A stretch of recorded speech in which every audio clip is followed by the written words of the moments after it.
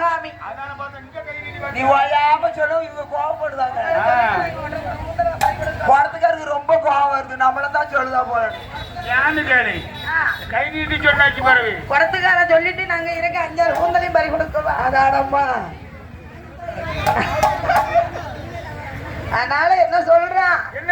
சிவகாமி சொல்றான். என்ன சொல்ற? தாஜி வீடு வர்றவன் கையில மனையில